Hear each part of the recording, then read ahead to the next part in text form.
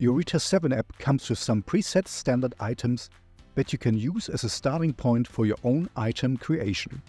However, you can also delete them all and integrate your items into the system, for example via an import. One of the standard items is the gift card, which appears as a placeholder item in the shopping cart when you sell a gift card at the checkout.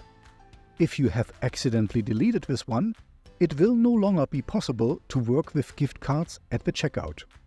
However, you can create this placeholder item again. To do this, please proceed as follows. Under Master Data, Items, Item List, go to Add and select Gift Card. Give a newly created item the name Gift Card. Set the sales price to €1 and select the tax group Tax-Free.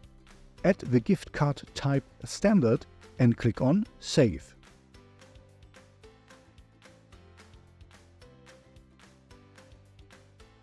Now go to Gift Cards under System Settings, Settings and click on Gift Card. And link your newly created gift card there.